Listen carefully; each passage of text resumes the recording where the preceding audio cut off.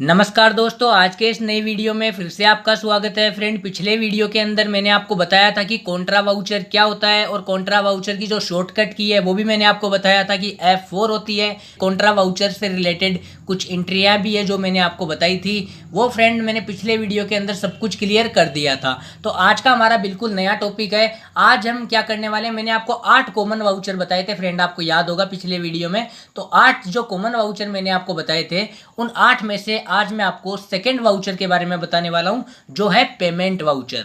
तो फ्रेंड, आज के इस वीडियो में हम जानने वाले हैं कि पेमेंट वाउचर क्या होता है। फ्रेंड, पेमेंट वाउचर का सिंपल सा फंडा है कि यह भुगतान करना, सभी प्रकार के भुगतान चाहे बैंक से हो या कैश से हो, तो एंट्री पेमेंट वाउचर में होती है। जैसे कि फ्रेंड, खर्च चुकाना, हम खर्च चुकाते हैं, ऑनलाइन पेमेंट करते हैं, किसी को कैश देते हैं, लेकिन पेमेंट करते हैं, भुगतान करते हैं। तो भुगतान करते हैं तो चुका रहे हैं, इसका मतलब भुगतान हो रहा है ना। संपत्ति खरीदना, जब हम संपत्ति खरीदते हैं, जमीन जायदाद खरीदते हैं, तो उसके लिए भी तो हम पेमेंट करते हैं ना अगले को। किसी को ऑनलाइन दे देते हैं, किसी को कैश दे देते हैं, किसी को चेक दे देते हैं, उससे कोई फर्क नहीं पड़ता, लेकिन अगले को हम पेमेंट करते हैं। तो यहाँ पे संपत्ति खरीदते हैं, लेनदारों को हम चुकाते हैं, कभी हम लोन लेते हैं तो लोन को भी हम वापस से चुकाते हैं, तो है ही ना।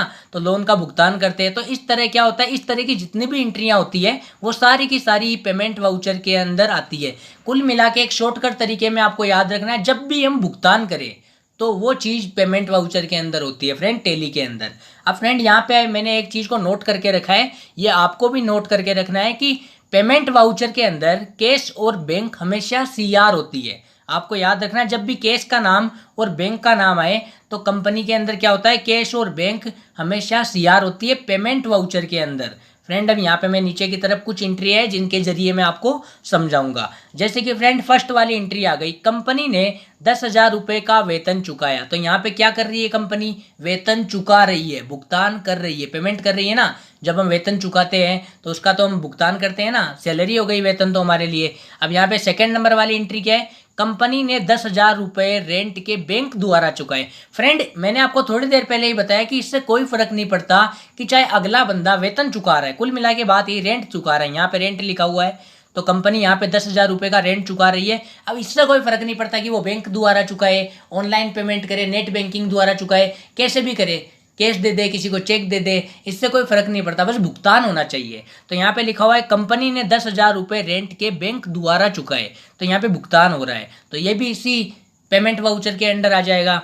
अब नीचे तीसरा ये फाइनल है, कंपनी ने 10,000 रुपये की AC खरीदी। फ्रेंड, अब ये तो जरूरी नहीं है ना कि कंपनी 10,000 रुपये की AC ही खरीदे, वो कूलर भी खरीद सकती है, पंखा भी खरीद सकती है भाई, वो कंपनी के लिए अच्छी सी चेयर भी खरीद सकती है, कंप्यूटर भी खरीद सकती है, कुछ भी खरीदा जा सकता है। कुछ भी खरीदो, हमें उससे कोई मतलब नहीं है, बस वो कुछ खरीद रहा है।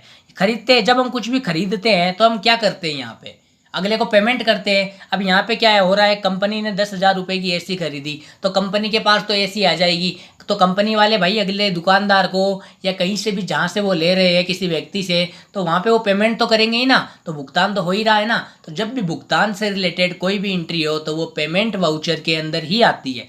अब मैं फ्रेंड आपको नीचे की तरफ लेके चलता हूँ और इन एंट्रियों को मैं आपको लाइव करके बताता हूँ, और इनके अंदर जो ग्रुप रूल, वो वाउचर वगैरह सब कुछ लगते हैं, वो सब मैं आपको डिटेल के अंदर समझाता हूँ, स्टेप बाय स्टेप डिटेल के अंदर।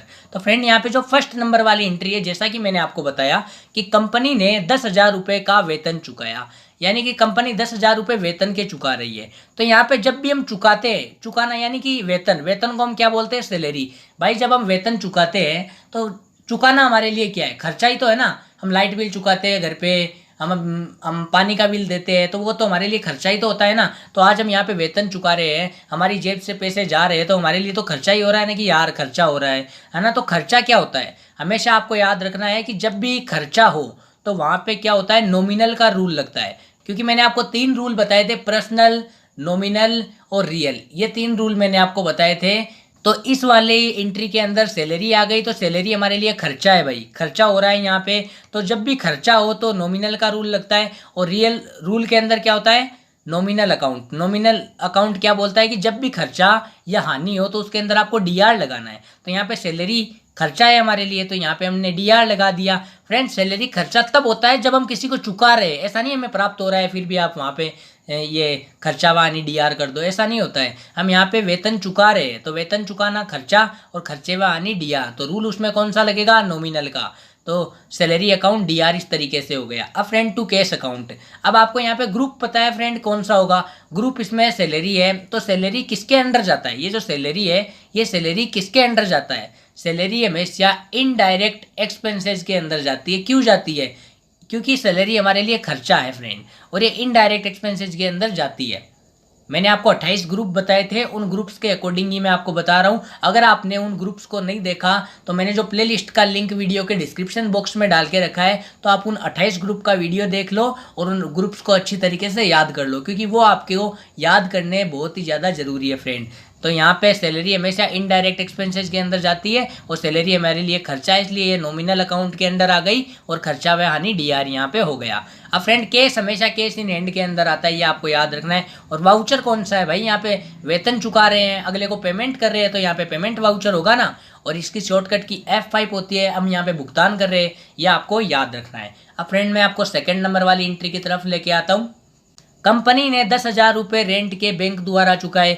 अब रेंट के भाई रेंट के पैसे चुकाए जा रहे हैं, यहाँ पे 10,000 रुपये रेंट के चुकाए जा रहे हैं। अब यहाँ पे फ्रेंड चाहे बैंक आए, चाहे चेक आए, या फिर ऑनलाइन पेमेंट करे, नेट बैंकिंग के द्वारा करे, वो कैश दे दे, इससे कोई प्रॉब्लम नहीं है, वो चाहे कैसे भी पेमेंट करे, बस भुगतान होना चाहिए। जब भी भुगतान हो तो ऐसी एंट्री पेमेंट वाउचर के अंदर आ जाती है। अब फ्रेंड यहाँ पे क्या कर रही है, कंपनी 10,000 रुपये रेंट के चुका रही है, लेकिन कैश नहीं दे रही, बैंक द्वारा, यानी कि अगले को ऑनलाइन पेमेंट कर रही है। तो रेंट चुका रही है, इसलिए मैंने आपको बताया यहाँ पे पिछले वाले वीडियो में रूल कौन सा लगेगा, रेंट हमारे लिए क्या है, खर्चा है, रेंट चुकाते हैं तो खर्चा ही होता है ना। तो यहाँ पे क्या होता है, नॉमिनल अकाउंट, और नॉमिनल अकाउंट में कौन सा आएगा, खर्चे व हानि डीआर, और यहाँ पे खर्चा हो रहा है, हानि हो रही है, तो यहाँ पे डीआर आ रहा है, खर्चा हो रहा है ना यहाँ पे, तो यहाँ पे डीआर, तो आने वाली डीआर का, तो यहाँ पे खर्चे व हानि डीआर क्या हो जाएगी, रेंट, तो rent account DR to bank account.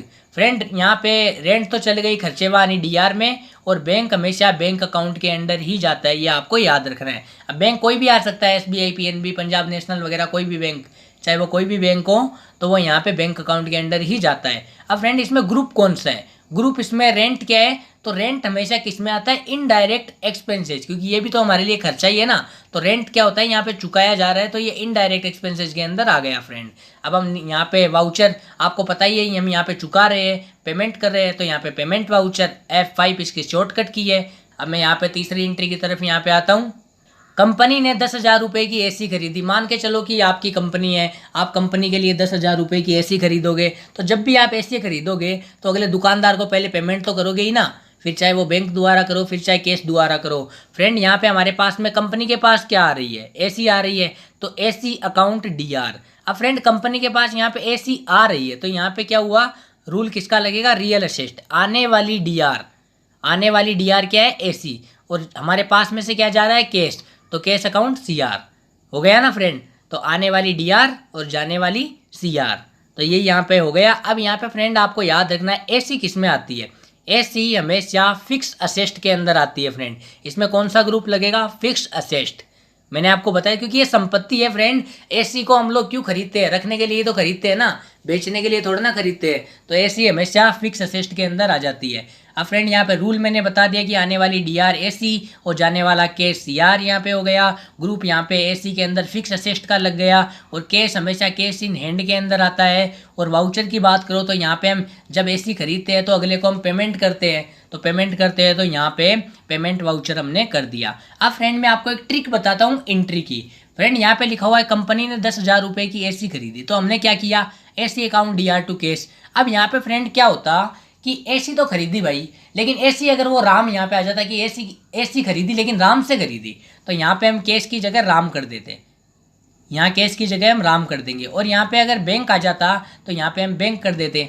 जैसे कि मैंने ऊपर वाली, मैं यहाँ पे आपको ले जाके बताता हूँ, जैसे कि इस वाले एंट्री के अंदर हमने यहाँ पे बैंक किया कि रेंट चुका है लेकिन बैंक द्वारा, तो यहाँ पे बैंक आ गया। अगर यहाँ पे राम का नाम आता तो यहाँ पे राम आ जाता, या किसी भी व्यक्ति का नाम आ जाता तो यहाँ पे व्यक्ति का नाम आ जाता। फिलहाल इसने बैंक लिखा है तो मैंने यहाँ पे बैंक लिख दिया, और यहाँ पे कुछ भी नहीं लिखा होता तो यहाँ पे हम कैश लिख देते फ्रेंड, कैश टाइप कर देते। तो फ्रेंड आज मैंने आपको जितना भी बताया है, अगर इनसे रिलेटेड आपको कोई भी इश्यू है, कोई भी प्रॉब्लम है, तो जैसा कि मैं हर वीडियो के अंदर आपको बोलता हूं कि फ्रेंड आप फेसबुक, इंस्टाग्राम, ट्विटर, टेलीग्राम, इनके ऊपर आप मेरे को संपर्क कर सकते हो। और नीचे मैंने अपना व्हाट्सअप नंबर डाल के रखा है, यहाँ पर भी आप मेरे को संपर्क कर सकते हो। तो फ्रेंड आज के लिए बस इतना ही। मिलेंगे हम लोग नेक्स्ट वीडियो में।